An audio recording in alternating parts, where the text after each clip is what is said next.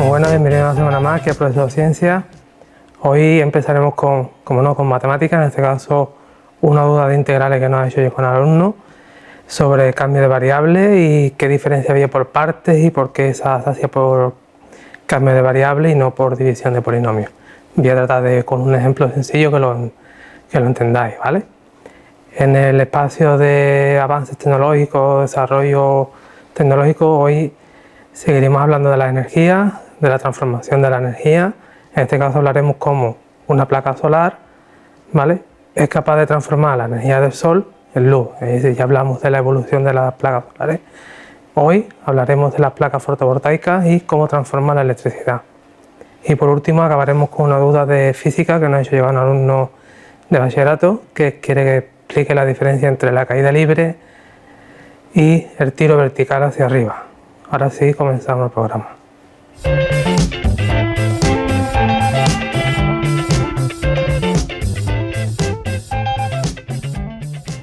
Bueno, comenzamos con matemáticas, en este caso con integrales, ¿vale? El alumno en concreto preguntaba que cómo se distinguía si era una función por cambio de variable, si tenía que ser una división de polinomios, si era por partes, si era cambio de variables, si tenía un poco de lío. Voy a intentar con dos ejemplos muy sencillos aclarar la duda, ¿vale? Lo típico de una integral por cambio de variable es que tengamos una función, ¿vale?, y esté multiplicado por la derivada de esa función. Entonces ello nos da, o esa integral directamente digamos que es la función original, ¿vale? ¿Qué es lo que pasa si no sabéis capaz de ver esta derivada? O hay que multiplicarlo por 2, por dividir por 3, o multiplicarlo por algo y no seáis capaz de verlo. Para eso existe el cambio de variable. Voy a poner un ejemplo muy sencillo, por ejemplo.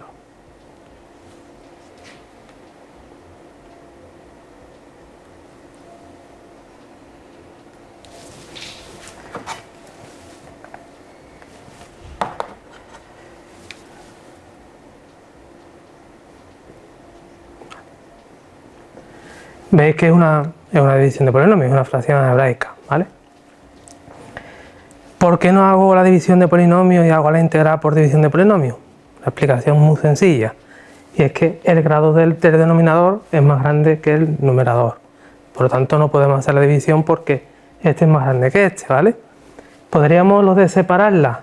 En este caso no, porque el denominador tiene una suma, ¿vale? Pero si sois capaces de ver que esto, como es un grado más pequeño que esto puede ser la derivada de esto. Y diréis, ¿cómo? Si la derivada de esto es 2x, pues muy sencillo.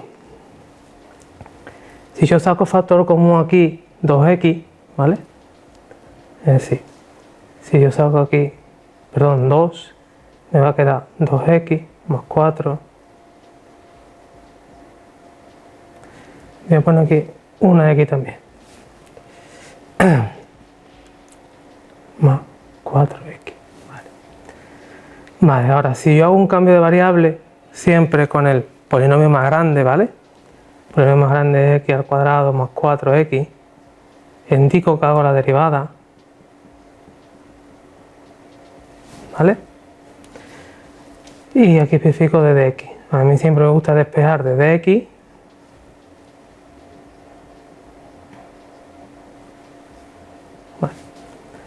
Fijaos que lo único que he hecho es sacar factor común es 2, ¿vale? Para que esto sea la derivada de esto, ¿vale? Vale, ahora tenemos que sustituir la nueva variable y dejarlo todo en la nueva variable, ¿vale? No puede haber x por ningún lado. No se nos olvide el 2. Esto está claro que es t. Y el diferenciar de x es diferenciar de t y 2x más 4. Esto prácticamente se me va, ¿vale? ¿Vale? Y esto me va a quedar 2 veces la integral de 1 partido t, diferenciar de t. 1 partido, un polinomio de grado 1 es el logaritmo, ¿vale? En este caso sería 2 veces el logaritmo de t más la constante. Y ya por último deshacemos el cambio, que el cambio es x al cuadrado más 4. Aquí voy a ponerlo, acentuar esto, ¿vale? Digamos que si yo no soy capaz de ver la derivada de esa función, hacemos un pequeño cambio de variable para transformar, siempre lo que buscamos es transformar la integral en algo más sencillo, ¿vale? Si tenemos raíces, pues intentar que sea de seno, es decir, siempre intentamos buscar una integral más sencilla, como en este caso es 1 partido t, que es el logaritmo, ¿vale? Y repito, en concreto esta, que es lo que preguntaba el alumno, ¿por qué no la hago por división de polinomio? Porque es muy sencillo. Esto es de mayor grado que el numerador, por lo tanto no podemos hacer la división. Vale, ¿qué diferencia hay entre esta integral, que la hemos hecho por cambio de variable, y por ejemplo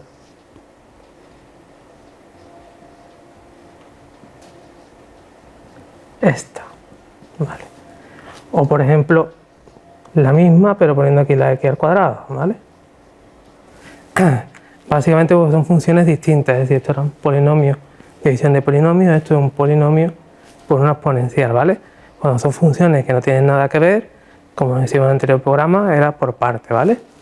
La voy a hacer de nuevo, si son funciones que no tienen nada que ver, ¿vale? Os recuerdo la regla del arpe, ¿vale? Que es para rellenar la u y el diferencial de v. Arcosenos, arcotangente, todo lo que lleve arco, logaritmos, polinomios, exponenciales y senos y cosenos. Entonces en este caso va el polinomio antes y aquí iría la exponencial. Aquí hacemos la derivada de x al cuadrado, que sería 2x. Y aquí lo que tenemos que hacer es integrar de esto, que es ella misma, ¿vale? Y ahora hacemos, voy a borrar por aquí.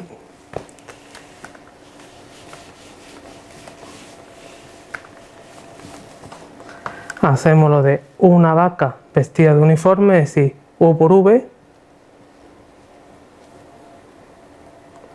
menos la integral de este por este. Vale. Sigue siendo multiplicación de dos funciones que no tienen nada que ver. Aplicamos otra vez el cambio de variable, perdón, hacemos otra vez por parte.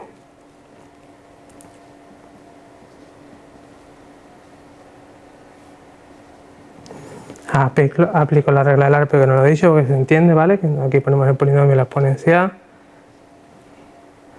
Y la integral de esto otra vez ella misma, ¿vale? Ahora si os fijáis, ahora sería este por este, ¿vale? Y ahora menos y ahora sería menos la integral. Si saco cortado afuera, ya me queda la integral de la exponencial, que es ella misma. Por lo tanto, mi integral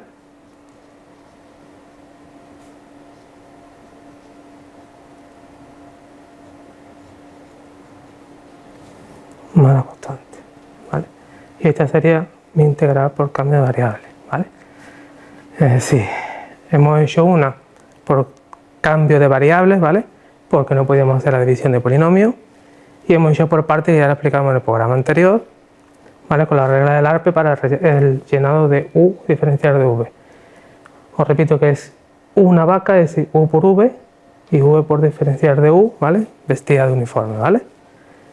Lo que vamos buscando es que me quede una integral inmediata, ¿vale? Es decir, que la integral que tenga que ser inmediata, si igual que el cambio de variable, lo que vamos es depurándola para que me quede la última integral muy sencilla. Hasta aquí las dos dudas de matemáticas, espero haberla aclarado. Si no, ya sabéis, ahí tenéis el email del programa, tenéis el código del Classroom, uniros y cualquier duda que tengáis, no tengáis reparo.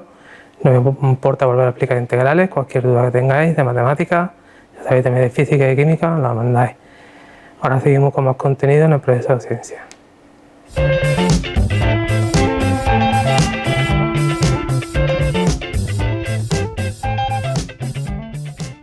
Bueno, como he dicho antes, hoy vamos a explicar cómo se transforma en las placas fotovoltaicas, cómo se transforma en energía eléctrica por nuestras casas, ¿vale? Esta es una placa fotovoltaica, ¿vale? Su origen radica en el efecto fotoeléctrico, ¿vale? Que el efecto fotoeléctrico experimentalmente lo descubrió el físico Hertz, ¿vale? En 1887, ¿vale? El cual descubrió que cuando se iluminaba un metal conductor, ¿vale? Era capaz de emitir electrones dependiendo de la energía con la que incidía la luz, ¿vale? Él lo desarrolló experimentalmente y fue Einstein que le dio carácter de teoría, ¿vale? Que por eso le dieron el premio Nobel, ¿vale? Vale, las placas que conocemos habitualmente en nuestras casas, que nos instalan en nuestras casas, vemos en los huertos solares, ¿vale? Son la unión de muchas células fotovoltaicas, ¿vale? Vale. Es decir, tenemos una placa y una sola placa, perdón, la placa está compuesta por un montón de células, ¿vale? A la placa llega la energía, es decir, en este caso llegará la célula, y la célula es la que, digamos, hace el flujo de electrones, ¿vale? Es decir, es la que provoca el flujo de electrones, ¿vale?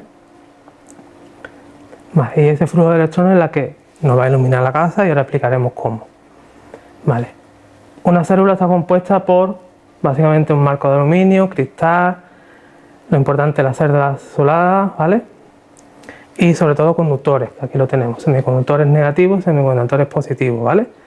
Y sobre todo tenemos, normalmente están compuestos de un conductor que suele ser el silicio, como ya también hablamos de la perovskita y de muchos materiales nuevos que se están cada día más aplicando aquí para intentar sacar mayor rendimiento, ¿vale? Aquí lo importante son estos dos semiconductores, el negativo y el positivo, en este caso los dos de silicio, ¿vale? He puesto el ejemplo de silicio, ¿vale? ¿Por qué? Porque es positivo o negativo y dentro de las células van a crear un campo eléctrico, que ese campo eléctrico va a ser fundamental para el movimiento de electrones, ¿vale? Así que esta es la célula fotovoltaica que la montamos, o la unión de varias células forma una placa fotovoltaica, ¿vale? Una vez que tenemos la placa fotovoltaica, ¿vale? Todas esas células fotovoltaicas, cuando van llegando la radiación, a ver si, vamos a esperar un poquillo el vídeo. Os recuerdo, lo más importante es que se forma un campo eléctrico entre los semiconductores, ¿vale? Y cuando la fuente de luz, que en este caso es el sol, irradia sobre la placa fotovoltaica, ¿vale? Se va a crear un flujo de electrones, ¿vale? Ese flujo de electrones y el campo eléctrico que he mencionado antes es importante, ¿vale? ¿Por qué? Porque van a hacer que las cargas vayan del semiconductor positivo al negativo, ¿vale? Produciéndose lo que es la corriente eléctrica, ¿vale? Es decir, ahí se produce el flujo o se produce la corriente eléctrica, ¿vale? Vale. Como tenemos el flujo eléctrico de las células solares, ¿vale? Como están todas unidas en serie en una placa fotovoltaica, ¿vale? El flujo de electrones aumenta, es decir, aumenta el voltaje de la placa, ¿vale? Y eso va a hacer que tengamos corriente, ¿vale? Lo que pasa es que esa corriente no la podemos utilizar todavía directamente en nuestras casas. Y es porque la corriente que se crea es una corriente continua, ¿vale? Ya expliqué cuando hablamos de Tesla, ¿vale? Que fue el que ganó, entre comillas, la carrera por la electricidad, que existía dos tipos de corriente, la corriente continua o directa, que es la que se genera aquí con el flujo de electrones entre el campo eléctrico y los semiconductores positivos y negativos, ¿vale? Pero normalmente en nuestras casas o en nuestros hogares llega la corriente alterna, así que todos los electrodomésticos, incluyendo este televisor, incluyendo un portátil, un ordenador, es decir, todo va con corriente alterna. Entonces diréis, si la placa produce corriente continua, ¿qué necesitamos para transformar en corriente alterna? Pues básicamente lo que necesitamos es un inversor, ¿vale?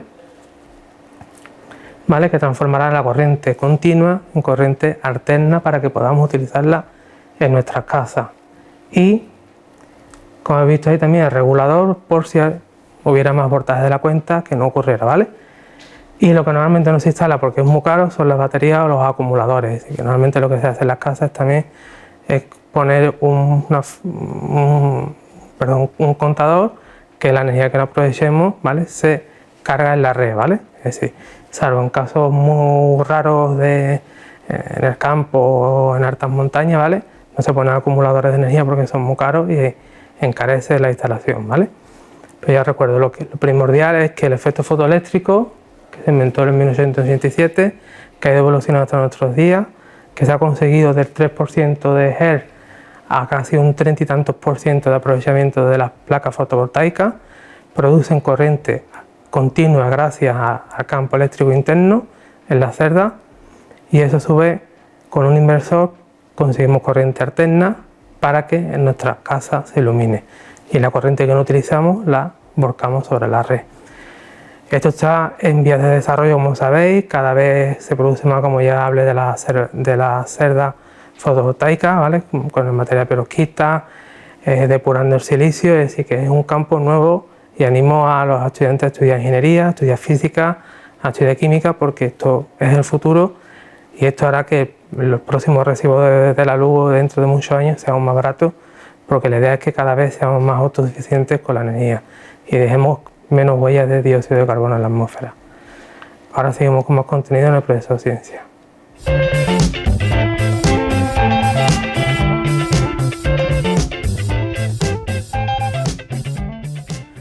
Bueno, ahora seguimos con dudas de física, en este caso un alumno que nos pedía que explicara la caída libre y el tiro vertical, que explicara muy bien los signos y que pusiera un poco de ejemplo y qué significaba la altura máxima, en fin. Vamos a explicar un poco el movimiento, ¿vale? Vamos a empezar primero con el tiro vertical, que es más sencillo, ¿vale? Imagina que estamos aquí a ras del suelo, ¿vale? Y lanzamos, no vamos a decir una piedra, vamos a lanzar una partícula, un boli, ¿vale? Una pelota, por ejemplo. Vamos a lanzar una pelota, ¿vale? Siempre que lanzamos o tenemos un tiro vertical, tendrá velocidad de lanzamiento, velocidad inicial, ¿vale? Esta pelota, voy a explicar un poco el movimiento, ¿vale? Llegará hasta aquí arriba, que es la altura máxima, y volverá a caer de donde fue lanzada, ¿vale? Que eso es lo que se conoce también como el tiro parabólico, el tiempo de vuelo o el tiempo que tarda en caer, ¿vale? Vale. ¿Qué ecuaciones del movimiento tiene? Pues tiene dos. La de la altura, o la del eje Y, que es la altura a la que está, la altura inicial. Ojito, pongo más y voy a explicar mi criterio de signo, ¿vale? No sé cómo lo explicará vuestro profesor en el instituto o en el colegio. Yo lo explico así para no liaros, ¿vale? Como lo lanzo hacia arriba, es decir, hacia la parte positiva, lo pongo positivo, es decir, signo positivo. Lo pongo V0 T. Sin embargo, la gravedad siempre apunta hacia el centro del planeta. Si apuntara hacia arriba, algo malo ocurriría, ¿vale? Entonces yo pongo menos, ¿vale? Y es mi criterio de signo, todo lo que vaya para arriba positivo y todo lo que venga para abajo negativo, ¿vale? Hay profesores que sé que utilizan la gravedad como referencia y todo lo que vaya hacia abajo es positivo y lo que vaya para arriba negativo. Utilizar el criterio de vuestro profesor para no liaros en clase. Yo utilizo el más sencillo, que todo lo que va para arriba es positivo y lo que va para abajo es negativo, ¿vale? Y la siguiente ecuación que tiene es la de la velocidad. La pongo positiva y esto es negativo porque uno va para arriba y otro va para abajo, ¿vale? Esta sería la característica del tiro vertical. ¿Qué más características hay? Pues la altura máxima, ¿vale? En la altura máxima lo que ocurre es que la velocidad vale 0, ¿vale? Tiene sentido, lanzo algo para arriba, se frena y vuelve a caer, es decir, la velocidad es 0, ¿vale? Siempre digo a los alumnos que, sabiendo un poco las condiciones del tiro, o en este caso del movimiento, es poner los datos y hacer como un sistema de ecuaciones, porque básicamente si esto es 0, me dieran esto, la gravedad la tengo, puedo sacar tiempo que tardaría en subir a la altura máxima y ya no me tendría que despejar aquí, perdón, sustituir aquí la t que hemos obtenido y obtener la altura máxima, ¿vale? Así se calcula la altura máxima, es decir, igualando esto a 0, sacando el tiempo y sustituyendo arriba, ¿vale? Y cuando me pregunte el tiempo de vuelo, pues el tiempo de vuelo es muy sencillo, la I final es 0, ¿vale? Si esto es 0, ¿vale? Esto también es 0, es decir, me va a quedar una ecuación de segundo grado.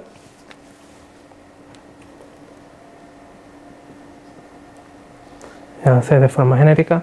Fijaos que puedo sacar factor común la t.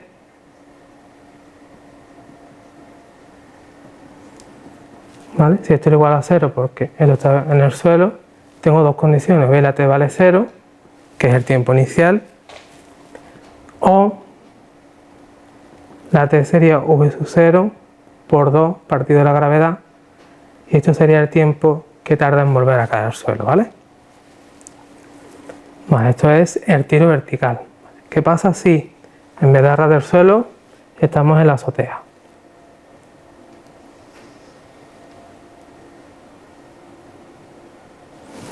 Vale, existen dos tipos, la caída libre y el tiro vertical hacia abajo, ¿vale? Vale, ¿qué ocurre si yo lanzo la pelota con una velocidad inicial? ¿Vale? Será un tiro vertical hacia abajo. Entonces, básicamente, las fórmulas son exactamente iguales, pero como ahora esto va hacia abajo, como la gravedad, le pongo un menos, la gravedad sigue teniendo el menos, ¿vale?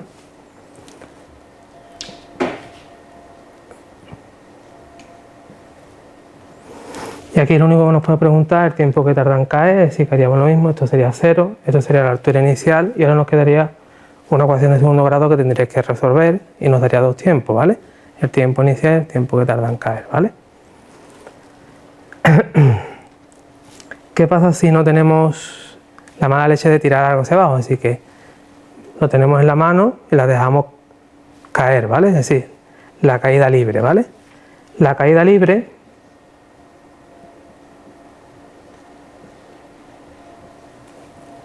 es cuando la velocidad inicial es 0, ¿vale? ¿Qué significa eso? Que volvemos a escribir la formulita, pero ya esto es 0.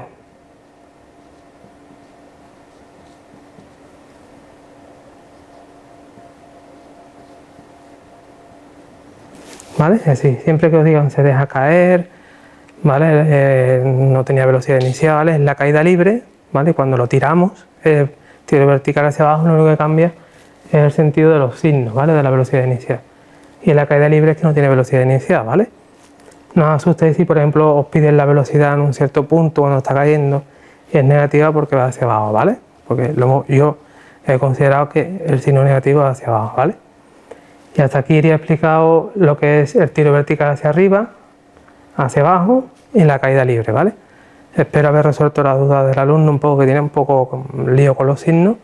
Si no, ya sabéis, tenéis el email del programa, el código del Classroom. Cualquier duda de esto, si queréis que haga un ejercicio o de otra cosa, tanto de matemáticas, de física o de química, no lo mandéis, no tengáis reparo, ¿vale? Y hasta aquí el programa de hoy, donde hemos resuelto un par de integrales, un par de dudas integrales. Hemos hablado de la placa fotovoltaica como transformada de energía y hemos explicado el tiro vertical y la caída libre. Hasta aquí el programa de hoy y hasta la semana que viene.